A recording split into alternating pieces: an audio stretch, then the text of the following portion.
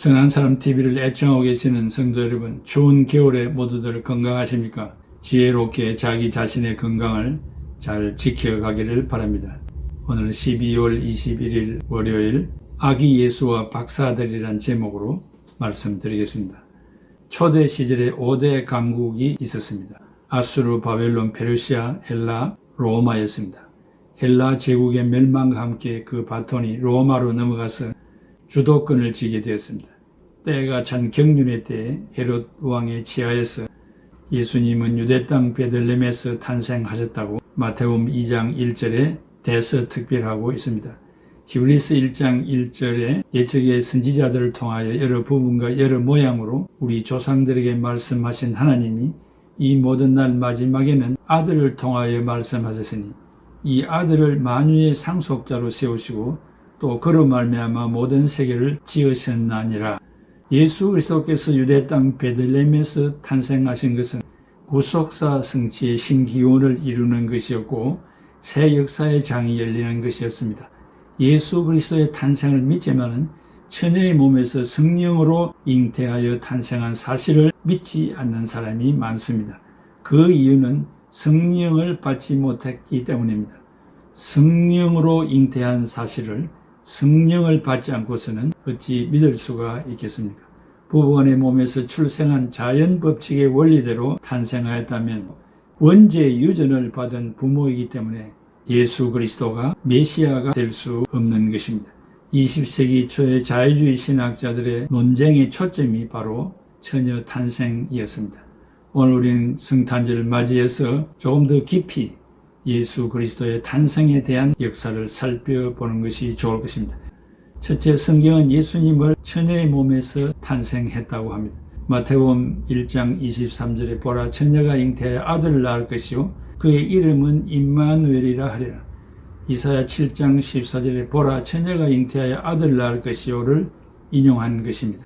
어떤 성경은 젊은 여자 영우먼으로 번역을 했습니다. 의심 많은 인간들에게 반드시 처녀로 번역할 필요성이 있느냐? 그래서 젊은 여자로 번역한 것은 큰 문제가 있다고 생각합니다.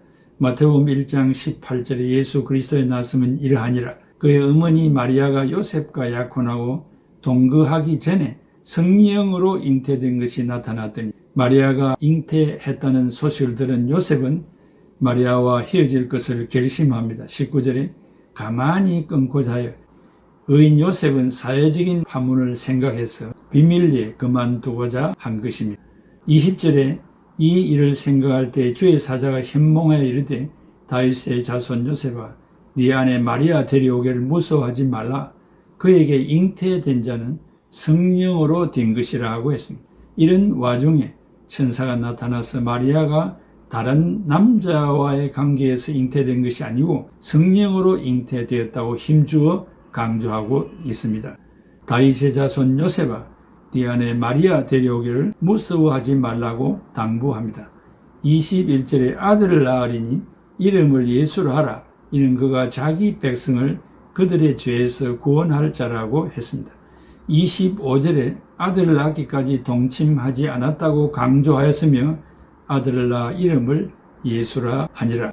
누가복음에는 예수 그리스도가 구원을 위해 죽으러 오신 것을 말하지 않고 있습니다. 그러나 마태복음에는 확실히 말하고 있습니다. 또한 천사가 마리아에게 나타났다고 했고 마태는 천사가 요셉에게 나타났다고 했습니다. 또한 누가는 아기 예수께 경배하기 위하여 목자들이 왔다고 했는데 마태는 동방의 박사들이 왔다고 기록합니다.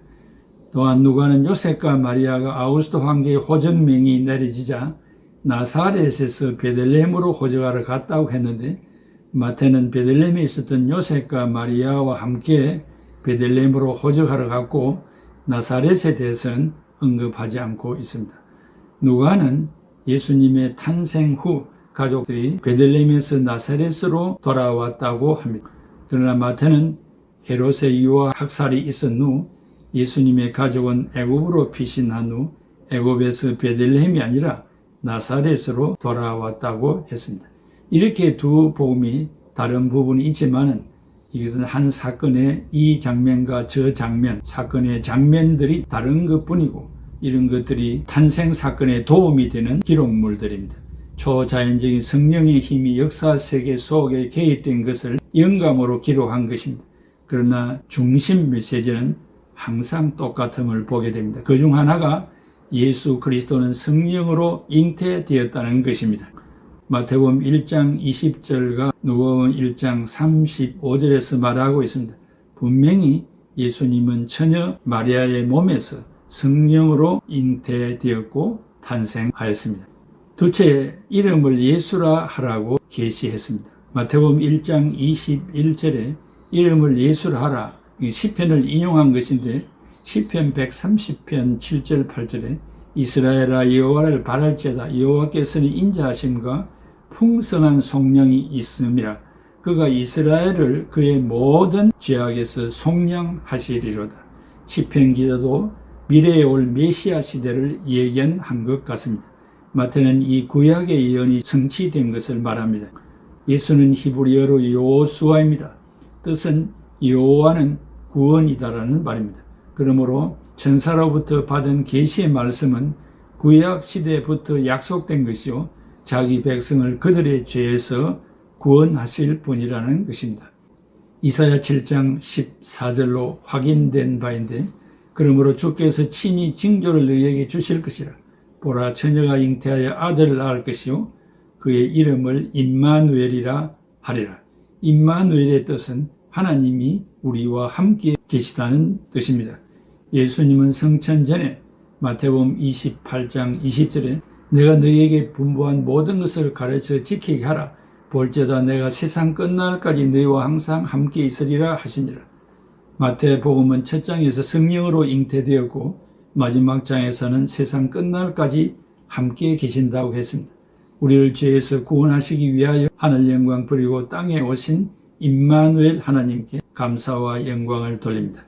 셋째, 동방 박사들의 경배와 가지고 온 예물에 대해서 생각해 보겠습니다. 마태복음 2장 1절에서 12절에 경건과 지혜의 사람들이 소개되고 있습니다.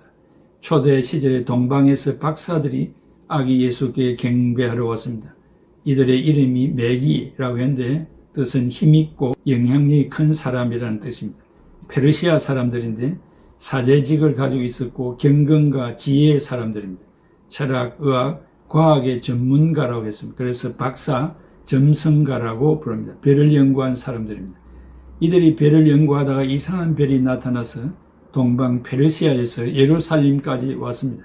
마태복음에서는 2장 3절에 그 소식을 듣고 헤롯과 예루살렘이 소동했다고 했습니다.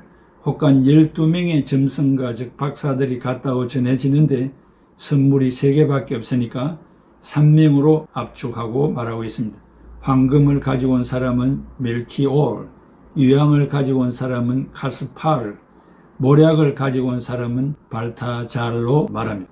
마태복음 2장 16절에 이에 헤롯이 박사들에게 속은 줄 알고 심히 노하여 사람을 보내어 베들레헴과 그 모든 지경 안에 있는 사내 아이를 박사들에게 자세히 알아본 그 때를 기준하여 2살부터 그 아래로 다 죽이니 예수님의 탄생 후 약 1년 이상 지난 후에 아기 예수님께 동방의 박사들이 찾아온 것 같습니다.